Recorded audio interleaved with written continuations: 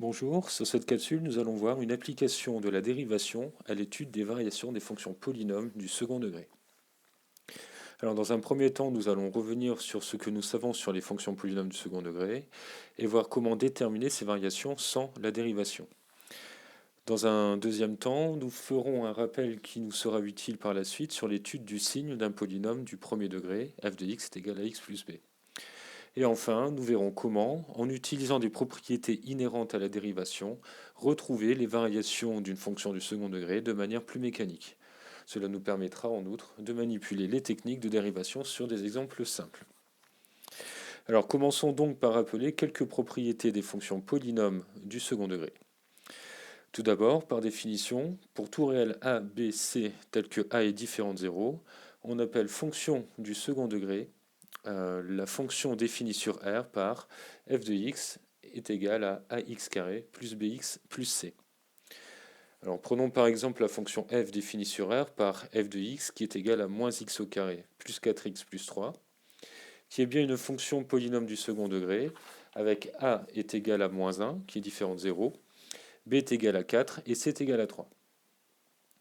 Énonçons maintenant un certain nombre de propriétés qui vont nous permettre d'établir les variations de cette fonction.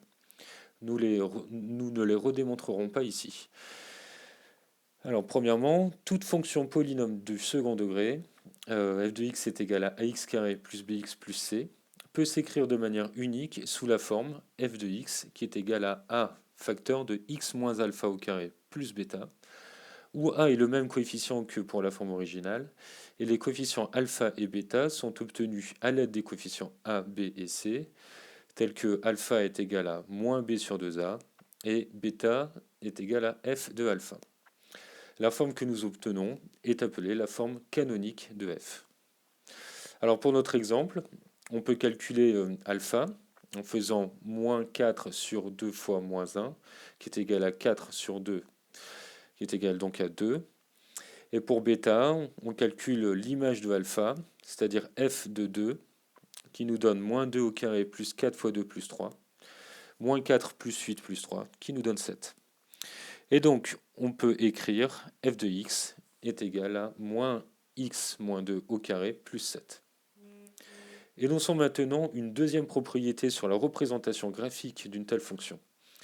Alors, dans un repère orthogonal du plan, la représentation graphique d'une fonction polynôme du second degré est une parabole qui a pour sommet S de coordonnées alpha et bêta, les coefficients de la forme canonique. De plus, si A est positif, les branches de la parabole sont tournées vers le haut. Si A est négatif, les branches de la parabole sont tournées vers le bas. Alors cette dernière propriété nous permet de dresser le tableau de variation de la fonction. Faisons-le pour notre exemple. Comme nous avons A ici qui est égal à moins 1, qui est donc négatif, les branches de la parabole de la courbe représentant f sont tournées vers le bas. Et ainsi, f est d'abord croissante, puis décroissante. Et comme le sommet de la parabole est le point S de coordonnées alpha qui est égal à 2 et bêta qui est égal à 7, on peut compléter et ainsi terminer le tableau des variations de f. Alors, avant de voir comment établir les variations d'une telle fonction à l'aide de la dérivation, il est utile de rappeler la propriété suivante sur le signe d'un polynôme du premier degré. Soit f de x est égal à ax plus b, un polynôme du premier degré. On a donc a et b, deux réels tels que a est différent de 0. Premièrement, le polynôme f admet une unique racine, c'est-à-dire une unique valeur de x telle que f de x est égal à 0. Celle-ci est donnée par moins b sur a. De plus, le signe de f est dépendant du signe de a, et on peut établir le tableau de signes de f en sachant que f est du signe de moins a avant la racine et du signe de a après la racine. Prenons un exemple d'application en déterminant le signe sur R de f de x qui est égal à 5x moins 3. Alors déjà, commençons par déterminer la racine de f. On doit résoudre f de x égale à 0, qui dans ce cas revient à résoudre 5x moins 3 qui est égal à 0, c'est-à-dire 5x est égal à 3, d'où x est égal à 3 cinquième qui est égal à 0,6. On établit donc le tableau de signes suivant. On place la racine 0,6, Puis comme a est égal à 5, qui est positif, on met un plus à la droite de 0,6 et un moins à la gauche. Ce rappel étant fait, nous pouvons maintenant passer à l'étude des variations d'une fonction polynôme du second degré à l'aide de la dérivation. Alors tout d'abord, pourquoi la dérivation est utile dans l'étude des variations d'une fonction? Tout repose sur la propriété suivante. Soit f, une fonction dérivable sur i, c'est-à-dire qui admet une fonction dérivée sur i. Si pour tout x appartenant à i, f' de x est positif, alors la fonction f est croissante sur i. Si pour tout x appartenant à i, f' de x est négatif, alors f est décroissante sur i. Alors on pourrait définir de même la stricte croissance ou décroissance, mais c'est un peu plus difficile et n'a pas grand intérêt ici. Ce qu'il faut surtout retenir, c'est que l'on peut déduire les variations d'une fonction du signe de sa fonction dérivée. En schématisant, pour obtenir les variations d'une fonction dérivable, on commence par calculer sa fonction dérivée, puis on étudie son signe, et enfin, on en déduit en respectant la propriété précédente les variations de f. Prenons un exemple dans le cadre des fonctions polynômes du second degré et étudions, à l'aide de la dérivation, les variations du polynôme f de x qui est égal à 4x au carré moins 2x plus 3. Commençons donc par calculer sa dérivée.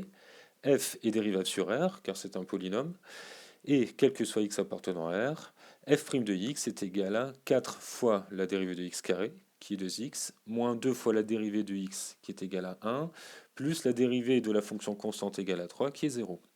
Ce qui va nous donner, pour f', 8x moins 2. Ensuite, il nous faut étudier le signe de f', qui est ici une fonction polynôme du premier degré. Comme on l'a vu précédemment, on commence par déterminer la racine. Alors f' de x est égal à 0, ça va être équivalent à 8x moins 2 qui est égal à 0. C'est-à-dire 8x est égal à 2. X va être égal à 2 sur 8 qui est égal à 1 quart. Et comme ici 1 est égal à 8, qui est positif, on sait que f' de x est égal à 0 si x est plus grand que la racine 1 quart et que f' est négatif sinon.